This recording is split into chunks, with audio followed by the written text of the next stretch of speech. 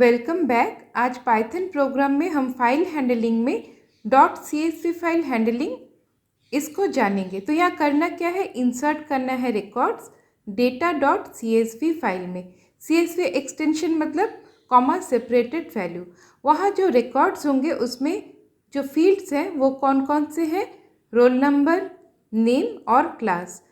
Before we start programming या फिर coding, पहले एक जस्ट आइडिया बना लेते हैं कि ये दिखेगा कैसे।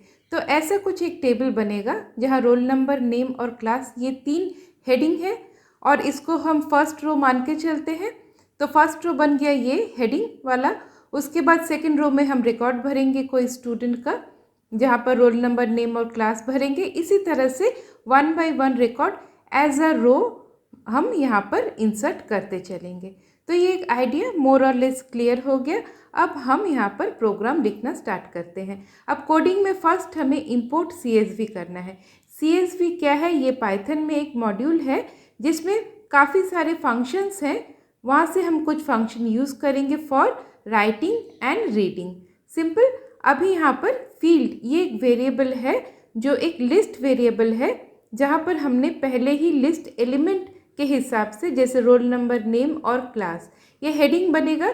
तो ये एक क्या बोल रहा है, ये एक रिकॉर्ड की तरह जाएगा उस टेबल में। अब हमें फर्स्ट डेटा डॉट जो CSV फाइल है उसे पहले ओपन करना है इन राइट मोड, क्योंकि हमें यहाँ पर राइटिंग करना है और ये F ये रिप्रेजेंट कर रहा है डेटा डॉट CSV फाइल। अब यहाँ पर हम लिख रहे हैं D=CSV.writer F। अब ये D क्या है, ये ही राइट करेगा। सपोज आप सोचिए डेटा डॉट CSV एक फाइल है और D को एक पेन की तरह सोचिए जो लिखने वाला है। हाँ, तो ये एक राइटर ऑब्जेक्ट है। अब D.write रो ये फंक्शन से राइट करेगा किसी फील्ड में जो वैल्यूज़ है उसको। F क्लोज किया, उसके बाद मैंने इसको रन कर, पहले सेव करना है उसके बाद रन करना है।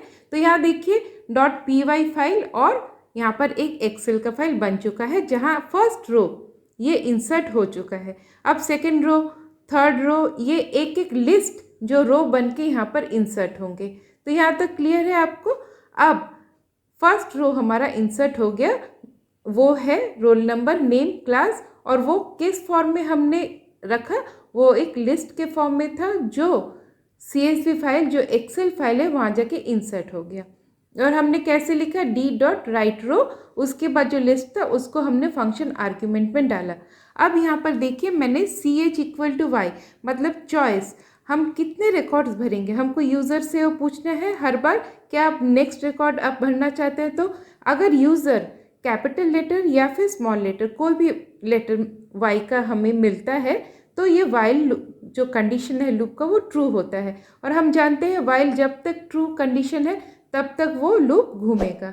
अब यहाँ पर हम वाइल लूप क्यों यूज़ कर रहे हैं, क्योंकि हमें पहले से मालूम नहीं है कि हम कितने रिकॉर्ड्स यहाँ पर भरने वाले, मतलब कि हाउ मेनी नंबर ऑफ, जैसे हम बोल सकते हैं एक एक लिस्ट भर रहे हैं। तो यहाँ पर रोल नंबर, नेम और क्लास हमने यूज़र से पहले इनपुट लेना है। रोल नंबर एज इंटीजर लिया, नेम एज स्ट्रिंग लिया और क्लास भी एज इंटीजर लिया, इसलिए इंट उसके बाद इनपुट लिखा। अब हमको ये तीनों फील्ड्स मिल गए। अब हमको इसको एक लिस्ट का फॉर्म देना है, जैसे हमने फील्ड पहले जो हेडिंग दिया था उसी तरह ये और एक रिकॉर्ड। अब हमने यहाँ पर REC रेक ये हमारा वेरिएबल है जहाँ पर हमारा रिकॉर्ड है ऑफ स्टूडेंट का जो सेकंड जो रिकॉर्ड भरना है। फर्स्ट तो हेडिंग वाला रिकॉर्ड था और ये स्टूडेंट का जो डिटेल्स है ये रिकॉर्ड है। अब D.write row simple as it is जो हमने पहले लिखा और REC ये वाला जो लिस्ट हमने एज आर्ग्यूमेंट में भेजा। अब हमको एक रिकॉर्ड मिल गया, उसके बाद हम यूज़र से पूछेंगे आप क्या और एक रिकॉर्ड भरना चाहते हैं। अगर यूज़र ने यस बोला मतलब Y वेरिएबल Y जो कैरेक्टर दिया CH में, तब क्या होगा, लूप फिर से घूमेगा और ये लूप उतनी देर तक घूमेगा जब तक यूज़र यस बोलेगा। अब यहाँ पर हम इसको एक बार ड्राई रन करके देखते हैं। तो यहाँ पर CHY था, तो यहाँ पर क्या हुआ, CH ये Y है लेफ्ट हैंड साइड में, राइट हैंड साइड में भी Y है, तो इक्वलिटी साइन ये ट्रू हुआ। इसके बाद एक एक करके इसने रिकॉर्ड्स लिए और रिकॉर्ड को in the form of list REC variable में रखा।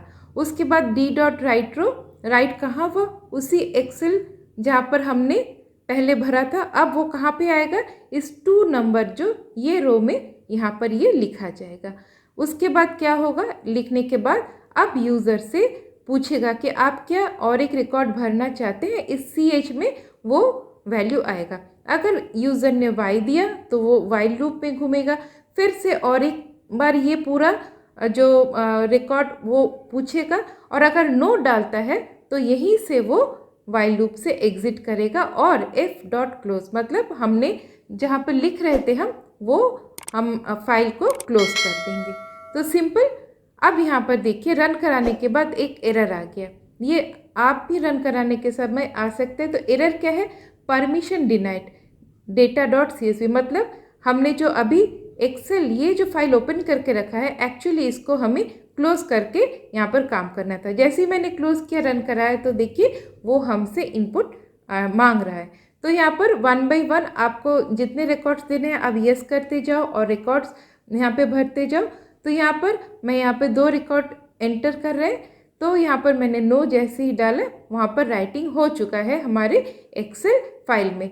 तो इसको रीड भी कैसे करेंगे वो भी मैं थोड़ी देर में आपको बताऊंगी। तो यहाँ पर और एक डिफरेंस देखिए, हर एक रो के बाद इसने एक एम्प्टी रो इंसर्ट कर दिया है जो कि गलत है, तो इसको भी हमें सुधारना है। तो यहाँ पर हम 2 बातें सीखेंगे और कि रीड कैसे करें और एम्प्टी रो ये हमें नहीं चाहिए। तो ये दोनों प्रॉब्लम्स का हम सोल्यूशन ढूंढेंगे, क्योंकि एज पर क्वेश्चन अभी जो है ये प्रोग्राम एज पर क्वेश्चन हो चुका है। अब हम थोड़ा सा एक्स्ट्रा जानते हैं।